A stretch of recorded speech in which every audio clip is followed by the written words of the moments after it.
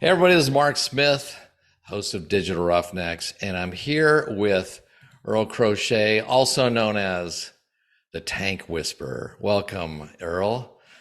Thank you, Mark. Now, how in the world did you get that cool thing, the Tank Whisperer? How did you become the Tank Whisperer? Uh, uh, Having been around tanks for 35 years now and doing everything to do with tanks, cleaning them, building them, tearing them down, operating them, so inspecting them. So I've been an API certified inspector for 30 years now and sit on the committees. So, but anyway, just it kind of came as a joke, and I've kind of leaned into it and said, yeah, I'll be the tank whisperer. So it works. Well, in your so in the practically speaking, the crochet midstream consulting. So you, I'm sure, consult on all things tank related and whatnot. Is that right? Yeah, I do.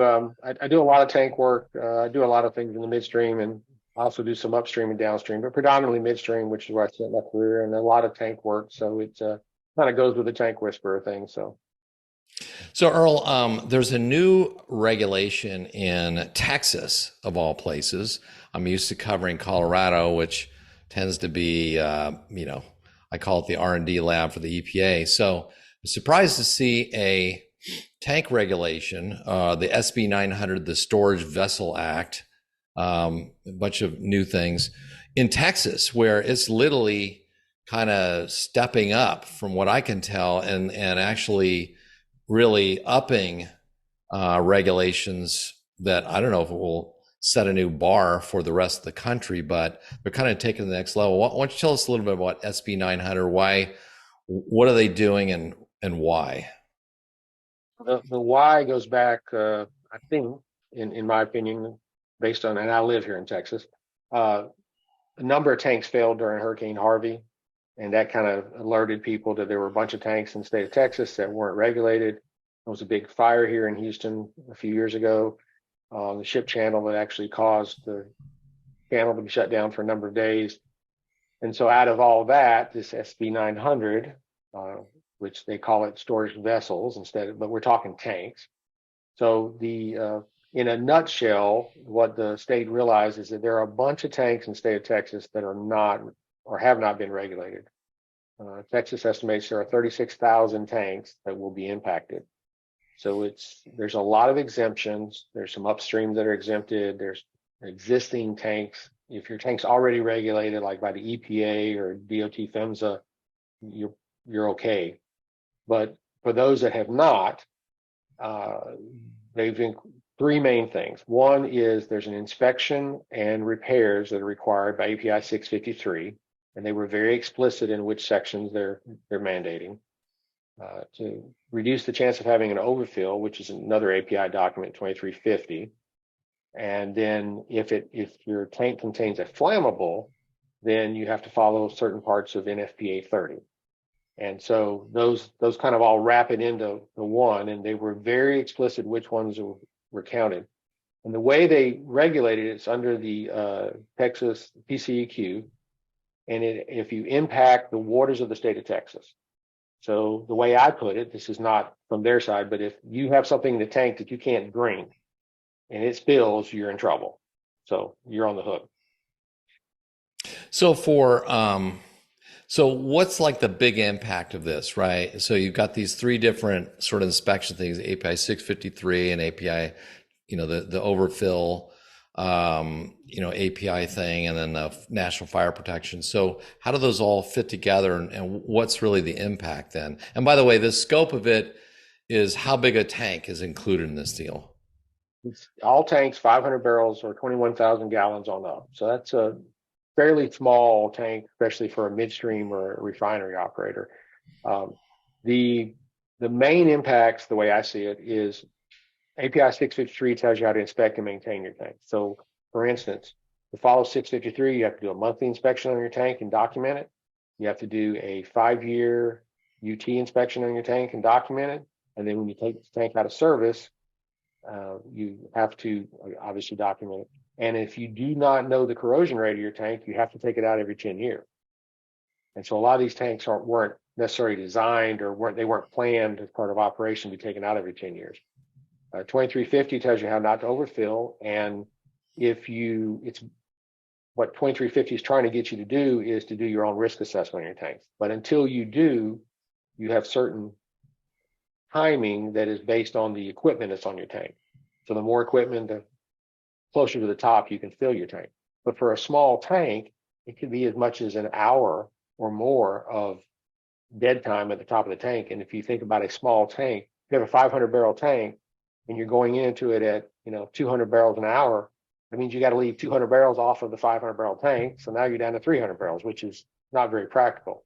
So there's a lot of those things. And in the NFPA 30, for existing tanks, it has to do with fire protection. But for all new tanks built after the law kicks in, it has to do with spacing and a number of other things. So it potentially has a lot of impact to how you take care of your tanks, not only existing. And there's no grandfathering. All tanks, there's a time to become compliant, but there are no tanks that just fall under the way it's written will be grandfathered. Going forward, you have to do it at some point.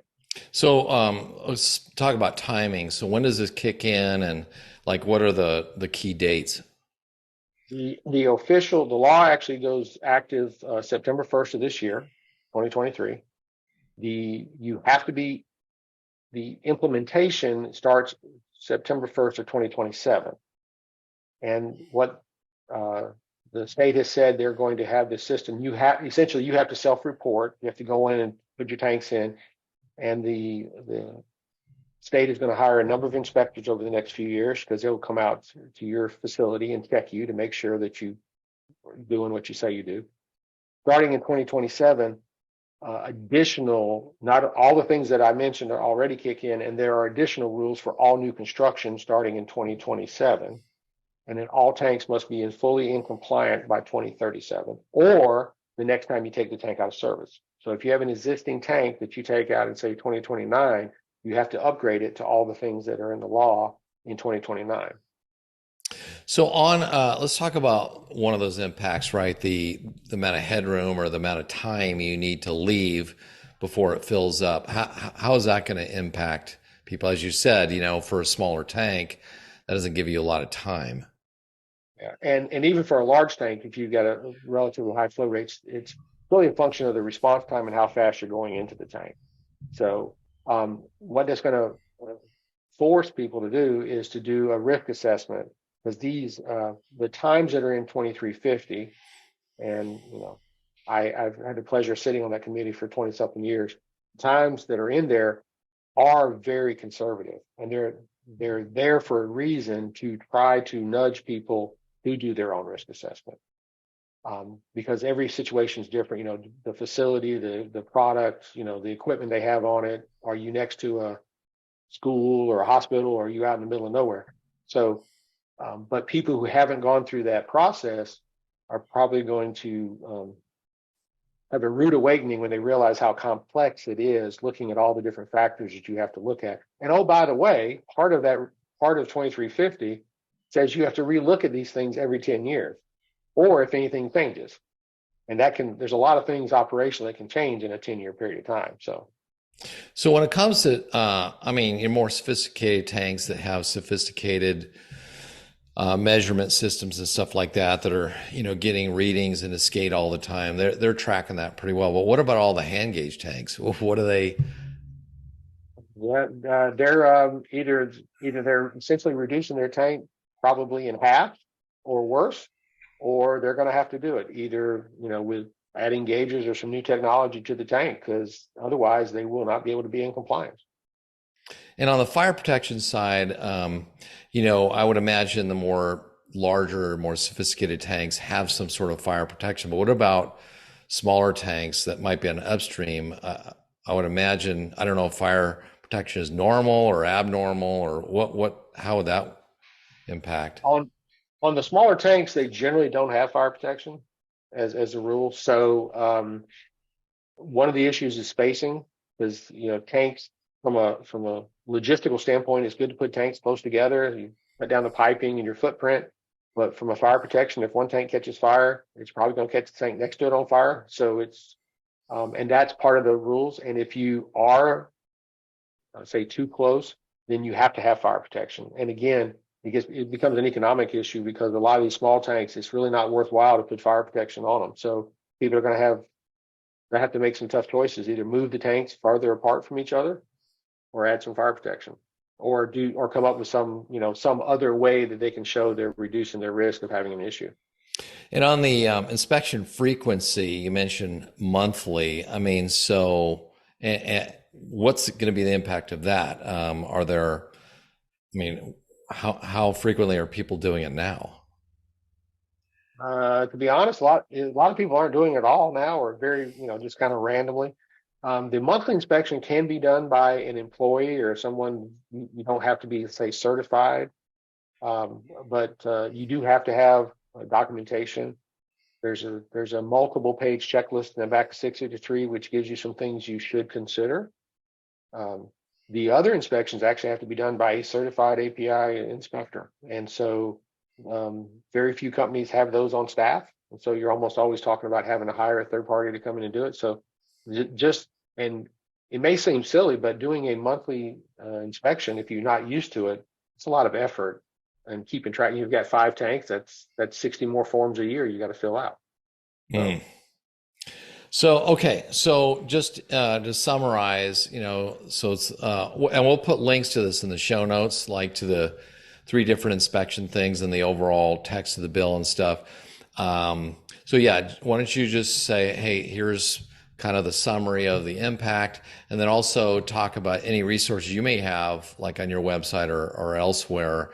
And I'll put a link to how to get in touch with you at I don't know which link you want, if it's the tankwhisperer.com or Earl at crochetmc.com or whatever. But the biggest thing I think for most people, the good news is, even though the law kicks in this year, there's nothing enforceable yet. So it's an awareness. It's not the sky is falling, but what I'm trying to tell both my current clients and just when I talk to people, you should be aware and you need to assess what you have.